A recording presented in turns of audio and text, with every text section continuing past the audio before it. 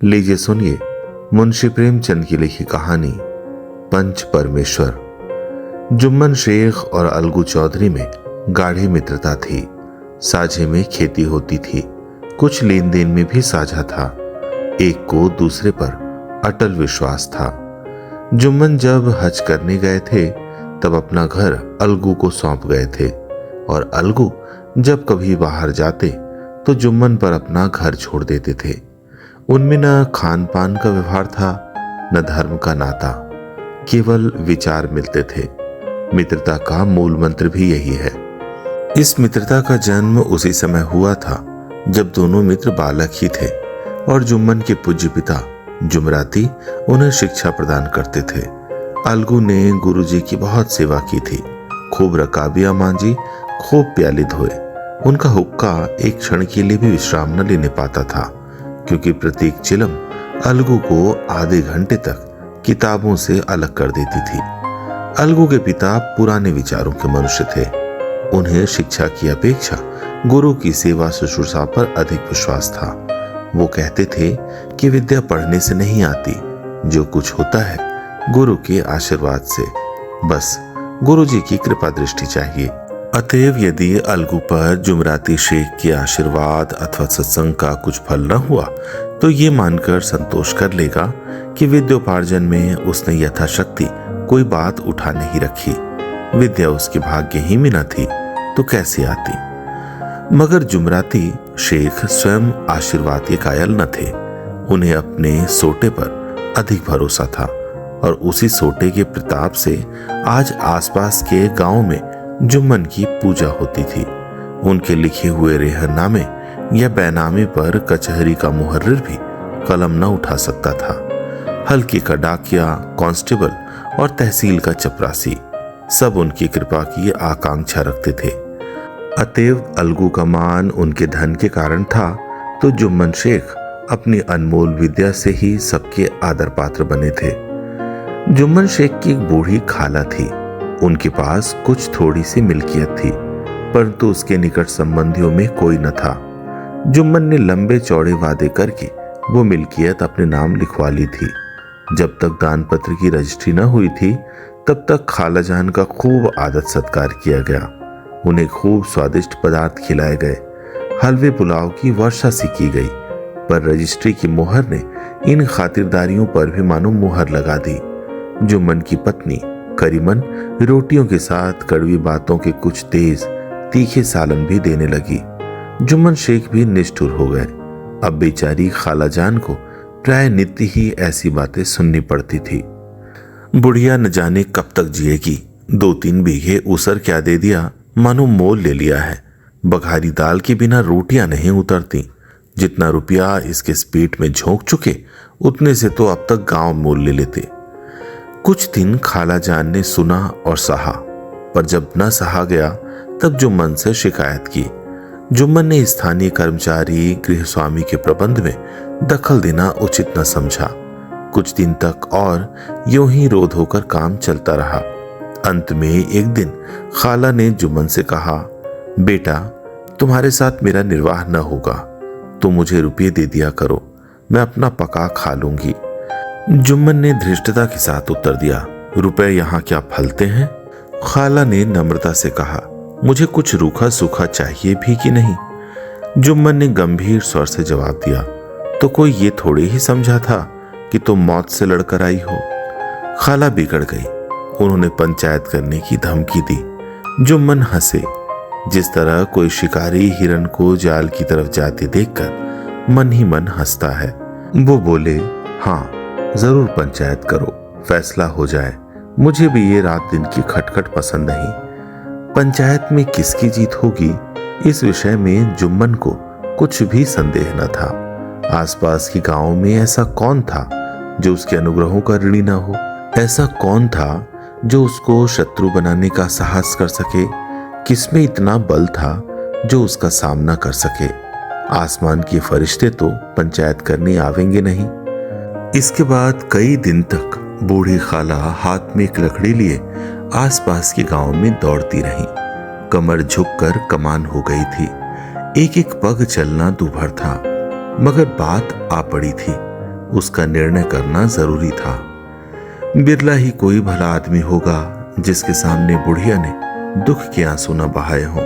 किसी ने तो यूं ही ऊपरी मन से हूं हां करके टाल दिया और किसी ने इस अन्याय पर जमाने को गालियां दी।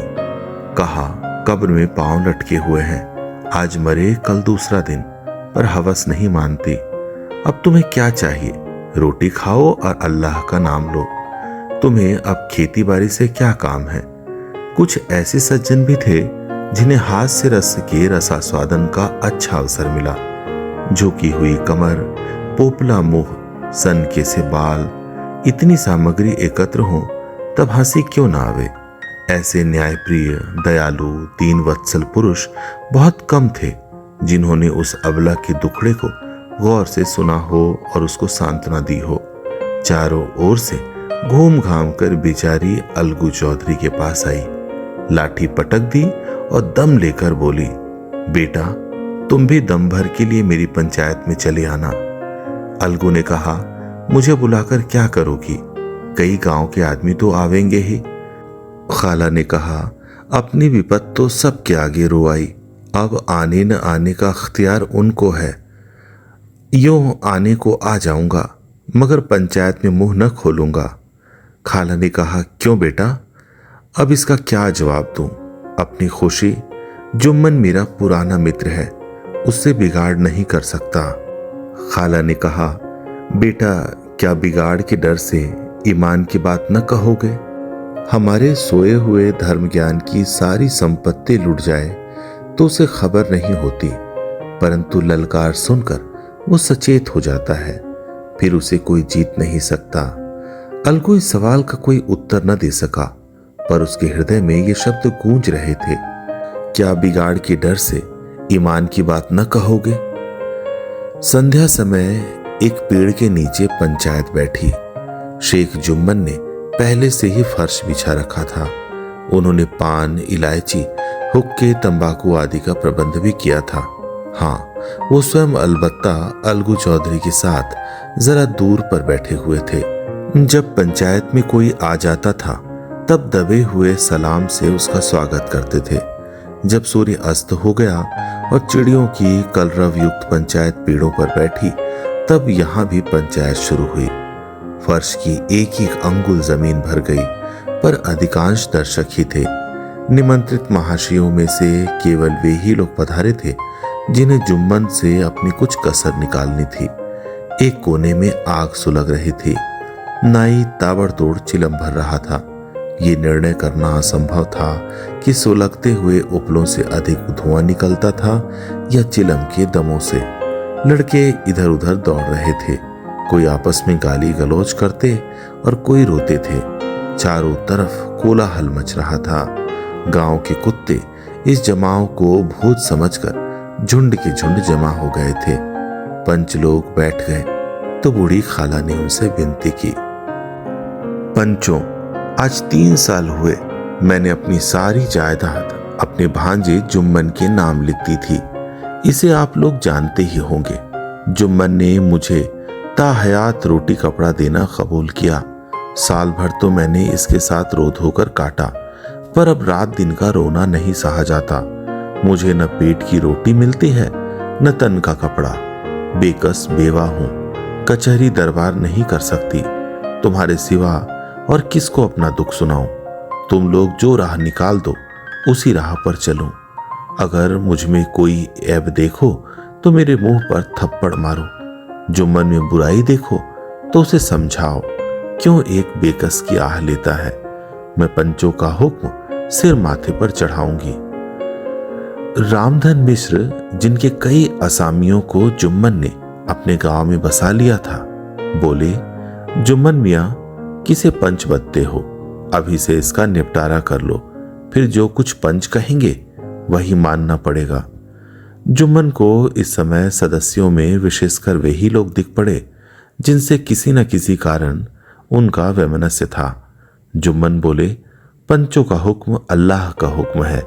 खाला जान जिसे चाहे उसे बदे, मुझे कोई उज्र नहीं। खाला ने चिल्लाकर कहा, अरे अल्लाह के बंदे, पंचों का नाम क्यों नहीं बता देता? कुछ मुझे भी तो मालूम हो। जुम्मन ने क्रोध से कहा, अब इस वक्त मेरा मुंह न खुलवाओ, तुम्हारी बन पड़ी है, जिसे चाहो पंच बधो। खाला जान जुम्मन के आक्षेप को समझ गई। वो बोली, बेटा खुदा से डरो, पंच न किसी के दोस्त होते हैं न किसी के दुश्मन। कैसी बात कहते हो, और तुम्हारा किसी पर विश्वास ना हो तो जाने दो। अलगू चौधरी को तो मानते हो, लो मैं उन्हीं को सरपंच बनती हूं। जुम्मन शेख आनंद से फूल उठे, परंतु भावों को छिपाकर बोले, अलगू ही सही, मेरे लिए जैसे रामधन वैसे अलगू। अलगू इस झमेले में फंसना नहीं चाहते थे। वे कन्नी काटने लगे। बोले, खाला तुम जानती हो कि मेरी जुम्मन से गाढ़ी दोस्ती है। खाला ने गंभीर स्वर में कहा, बेटा दोस्ती के लिए कोई अपना ईमान नहीं बेचता। पंच के दिल में खुदा बसता है। पंचों के मुंह से जो बात निकलती है वो खुदा की तरफ से निकलती है। अलगू चौधरी सरपंच हुए। रामधन मिश्र और जुम्मन के दूसरे विरोधियों ने बुढ़िया को मन में बहुत कोसा। अलगू चौधरी बोले, शेख जुम्मन, हम और तुम पुराने दोस्त हैं। जब काम पड़ा तुमने हमारी मदद की है और हम भी जो कुछ बन पड़ा तुम्हारी सेवा करते रहे हैं। मगर इस समय तुम और बूढ़ी खाला दोनों हमारी निगाह में बराबर हो। तुमको पंचों से जो कुछ अर्ज करनी हो करो। जुम्मन को पूरा विश्वास था कि अब बाजी मेरी है। अलगू ये सब दिखावे की बातें कर रहा है। अतएव शांतचित्त होकर बोले, पंचों, 3 साल हुए खालाजान ने अपनी जायदाद मेरे नाम हिब्बा कर दी थी। मैंने उन्हें ताहयात खाना कपड़ा देना कबूल किया था।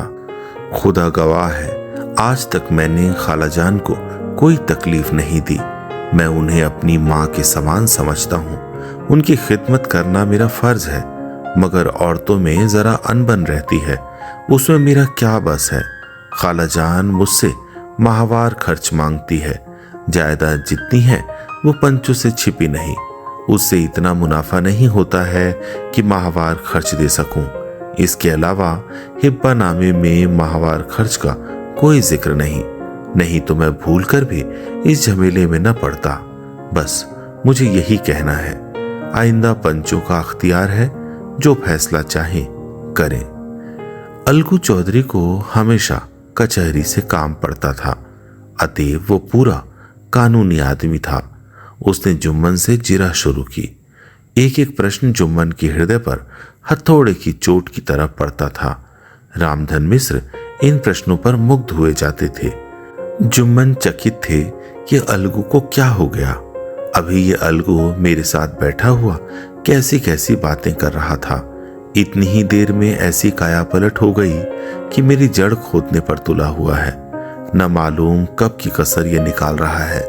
क्या इतने दिनों की दोस्ती कुछ भी काम ना आवेगी? जुम्मन शेख तो इसी संकल्प विकल्प में पड़े हुए थे कि इतने में अलगू ने फैसला सुनाया। जुम्मन शेख, पंचों ने इस मामले पर विचार किया। उन्हें यह नीति संगत मालूम होता है कि खालाजान को माहवार खर्च दिया जाए। हमारा विचार है कि खाला की जायदाद से इतना मुनाफा अवश्य होता है कि माहवार खर्च दिया जा सके। बस यही हमारा फैसला है। अगर जुम्मन को खर्च देना मंजूर न हो तो हिब्बानामा रद्द समझा जाए।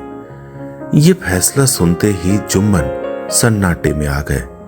जो अपना मित्र हो वो शत्रु का व्यवहार करे और गले पर छुरी फेरे, इसे समय के हेरफेर के सिवा और क्या कहे। जिस पर पूरा विश्वास था उसने समय पड़ने पर धोखा दिया। ऐसे ही अवसरों पर झूठे सच्चे मित्रों की परीक्षा की जाती है। यही कलयुग की दोस्ती है। अगर लोग ऐसे कपटी धोखेबाज न होते तो देश में आपत्तियों का प्रकोप क्यों होता। ये हैजा, प्लेग आदि व्याधियां दुष्कर्मों के ही दंड हैं। मगर रामधन मिश्र और अन्य पंच अलगू चौधरी की इस नीति परायणता की प्रशंसा जी खोल कर रहे थे। वे कहते थे, इसका नाम पंचायत है। दूध का दूध और पानी का पानी कर दिया। दोस्ती दोस्ती की जगह है, किंतु धर्म का पालन करना मुख्य है। ऐसे ही सत्यवादियों के बल पर पृथ्वी ठहरी है, नहीं तो वो कब की रसातल को चली जाती। इस फैसले ने अलगू और जुम्मन की दोस्ती की जड़ हिला दी। अब वे साथ साथ बातें करते दिखाई नहीं देते। इतना पुराना मित्रता रूपी वृक्ष सत्य का एक झोंका भी न सह सका। सचमुच वो बालू की ही जमीन पर खड़ा था। उनमें अब शिष्टाचार का अधिक व्यवहार होने लगा। एक दूसरे की आवभगत ज्यादा करने लगे। वे मिलते जुलते थे, मगर उसी तरह जैसे तलवार से ढाल मिलती है। जुम्मन के चित्त में मित्रता की कुटिलता आठों पहर खटका करती थी। उसे हर घड़ी यही चिंता रहती थी कि किसी तरह बदला लेने का अवसर मिले। अच्छे कामों की सिद्धि में बड़ी देर लगती है, पर बुरे कामों की सिद्धि में ये बात नहीं होती। जुम्मन को भी बदला लेने का अवसर जल्द ही मिल गया। पिछले साल अलगू चौधरी बटेसर से बैलों की एक बहुत अच्छी गोई मोल लाए थे। बैल पछाही जाति के सुंदर बड़े बड़े सींगों वाले थे। महीनों तक आसपास के गांव के लोग दर्शन करते रहे। दैव योग से जुम्मन की पंचायत के 1 महीने के बाद इस जोड़ी का एक बैल मर गया। जुम्मन ने दोस्तों से कहा, यह दगाबाजी की सजा है। इंसान सब्र भले ही कर जाए, पर खुदा नेको-बद सब देखता है। अलगू को संदेह हुआ कि जुम्मन ने बैल को विष दे दिया है। चौधराइन ने भी जुम्मन पर ही इस दुर्घटना का दोषारोपण किया। उसने कहा, जुम्मन ने कुछ कर करा दिया है। चौधराइन और करीमन में इस विषय पर एक दिन खूब ही वाद विवाद हुआ। दोनों देवियों ने शब्द बाहुल्य की नदी बहा दी। व्यंग्य, वक्रोक्ति, अन्योक्ति और उपमा आदि अलंकारों में बातें हुई। जुम्मन ने किसी तरह शांति स्थापित की। उन्होंने अपनी पत्नी को डांट डपट कर समझा दिया। वो उसे उस रणभूमि से हटा भी ले गए। उधर अलगू चौधरी ने समझाने बुझाने का काम अपने तर्कपूर्ण सोटे से लिया। अब अकेला बैल किस काम का। उसका जोड़ बहुत ढूंढा गया, पर न मिला। निदान ये सलाह ठहरी कि उसे बेच डालना चाहिए। गांव में एक समझू साहू थे। वो इक्का गाड़ी हाँकते थे। गांव के गुड़ घी लाद कर मंडी ले जाते। मंडी से तेल नमक भर लाते और गांव में बेचते। इस बैल पर उनका मन लहराया। उन्होंने सोचा, ये बैल हाथ लगे तो दिन भर में बेखटके 3 खेप हों। आजकल तो एक ही खेप में लाले पड़े रहते हैं। बैल देखा, गाड़ी में दौड़ाया, बाल भौरी की पहचान कराई, मोल तोल किया और उसे लाकर द्वार पर बांध ही दिया। 1 महीने में दाम चुकाने का वादा ठहरा। चौधरी को भी गरज थी ही, घाटे की परवाह न की। समझू साहू ने नया बैल पाया तो लगे उसे रकेतने। वो दिन में 3-3, 4-4 खेपे करने लगे। न चारे की फिक्र थी न पानी की, बस खेपों से काम था। मंडी ले गए, वहां कुछ सूखा भूसा सामने डाल दिया। बेचारा जानवर अभी दम भी न लेने पाया था कि फिर जोत दिया। अलगू चौधरी के घर था तो चैन की बंशी बजती थी। बैलराम छठे छमाहे कभी बहली में जोते जाते थे। खूब उछलते कूदते और कोसों तक दौड़ते चले जाते थे। वहां बैलराम का रातिब था। साफ पानी, दली हुई अरहर की दाल और भूसे के साथ खली। और यही नहीं, कभी कभी घी का स्वाद भी चखने को मिल जाता था। शाम सवेरे एक आदमी खरहरे करता, पूंछता और सहलाता था। कहाँ वो सुख चैन, कहाँ ये 8 पहर की खपत। महीने भर ही में वो पिस सा गया। इक्के का जुआ देखते ही उसका लहू सूख जाता था। एक एक पग चलना दूभर था। हड्डियां निकल आई थी, पर था वो पानीदार। मार की बर्दाश्त न थी। एक दिन चौथी खेप में साहू जी ने दूना बोझ लादा। दिन भर का थका जानवर पैर न उठते थे, पर साहू जी कोड़े फटकारने लगे। बस फिर क्या था, बैल कलेजा तोड़कर चला। कुछ दूर दौड़ा और चाहा कि जरा दम ले लूं, पर साहू जी को जल्द पहुंचने की फिक्र थी। अतएव उन्होंने कई कोड़े बड़ी निर्दयता से फटकारे। बैल ने एक बार फिर जोर लगाया, पर अब की बार शक्ति ने जवाब दे दिया। वो धरती पर गिर पड़ा और ऐसा गिरा कि फिर न उठा। साहू जी ने बहुत पीटा, टांग पकड़कर खींचा, नथनों में लकड़ी ठूस दी, पर कहीं मृतक भी उठ सकता है। तब साहू जी को कुछ शक हुआ। उन्होंने बैल को गौर से देखा, खोलकर अलग किया और सोचने लगे कि गाड़ी कैसे घर पहुंचे। बहुत चीखे चिल्लाए, पर देहात का रास्ता बच्चों की आंख की तरह सांझ होते ही बंद हो जाता है। कोई नजर नहीं आया। आसपास कोई गांव भी न था। मारे क्रोध के उन्होंने मरे हुए बैल पर और दुर्रे लगाए और कोसने लगे।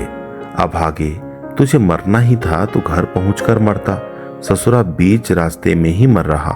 अब गाड़ी कौन खींचे। इस तरह साहू जी खूब जले भुने कई बोरे गुड़ और कई पीपे घी उन्होंने बेचे थे। 200-250 रुपए कमर में बंधे थे। इसके सिवा गाड़ी पर कई बोरे नमक के थे। अतएव छोड़कर भी जा न सकते थे। लाचार बेचारे गाड़ी पर ही लेट गए। वहीं रत जगह करने की ठान ली। चिलम पी, गाया, फिर हुक्का पिया। इस तरह साहू जी आधी रात तक नींद को बहलाते रहे। अपनी जान में तो वो जागते ही रहे, पर पौ फटते ही जो नींद टूटी और कमर पर हाथ रखा तो थैली गायब। घबरा कर इधर उधर देखा तो कई कनस्तर तेल भी नदारद। अफसोस में बेचारे ने सिर पीट लिया और पछाड़ खाने लगा।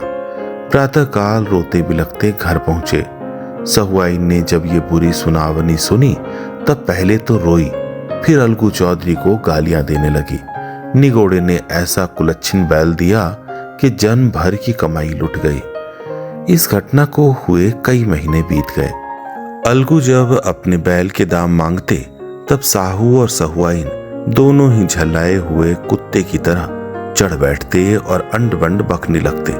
वाह, यहाँ तो सारे जन्म की कमाई लुट गई, सत्यानाश हो गया, इन्हें दामों की पड़ी है। मुर्दा बैल दिया था, उस पर दाम मांगने चले हैं। आंखों में धूल झोंक दी। सत्यानाशी बैल गले बांध दिया। हमें निरा पोंगा ही समझ लिया है। हम भी बनिए के बच्चे हैं, ऐसे बुद्धू कहीं और होंगे। पहले जाकर किसी गड्ढे में मुंह धो आओ, तब दाम लेना। न जी मानता हो तो हमारा बैल खोल ले जाओ। महीना भर के बदले 2 महीना जोत लो, और क्या लोगे। चौधरी के अशुभ चिंतकों की कमी न थी। ऐसे अवसरों पर वे भी एकत्र हो जाते और साहू जी के बर्राने की पुष्टि करते।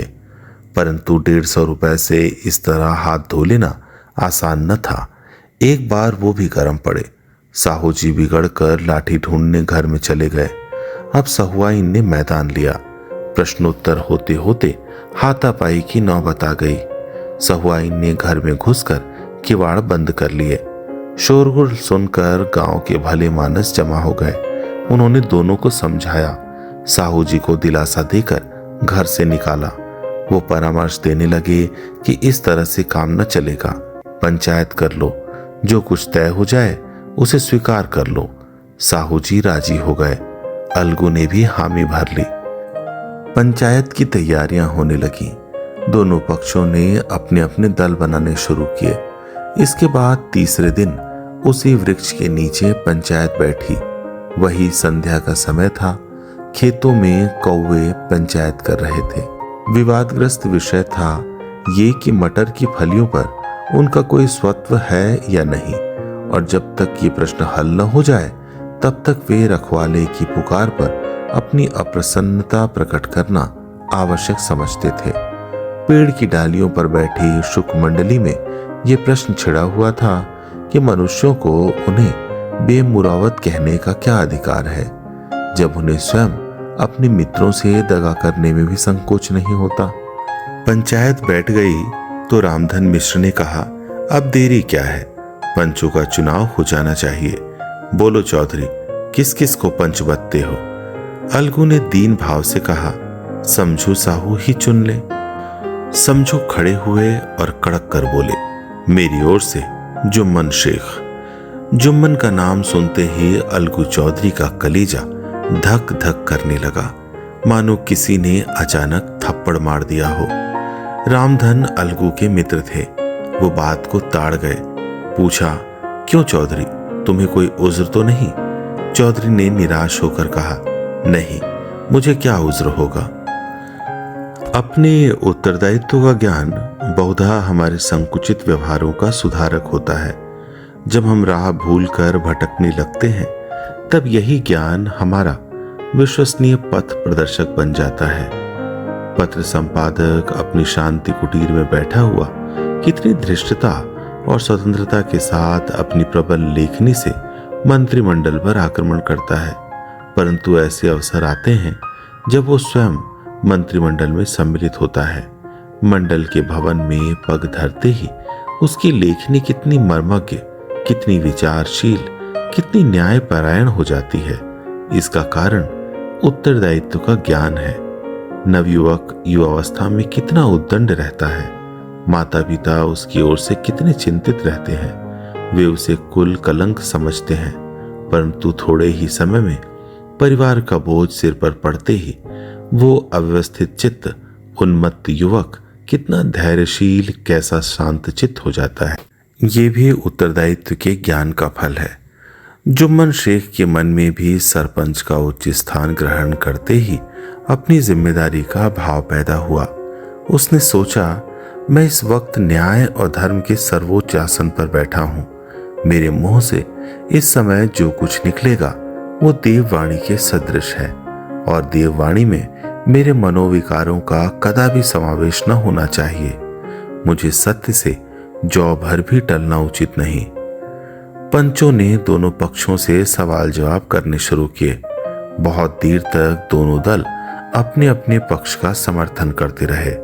इस विषय में तो सब सहमत थे कि समझू को बैल का मूल्य देना चाहिए, परंतु दो महाशय इस कारण रियायत करना चाहते थे कि बैल की मर जाने से समझू को हानि हुई। इसके प्रतिकूल दो सभ्य मूल के अतिरिक्त समझू को दंड भी देना चाहते थे, जिससे फिर किसी को पशुओं के साथ ऐसी निर्दयता करने का साहस न हो। अंत में जुम्मन ने फैसला सुनाया।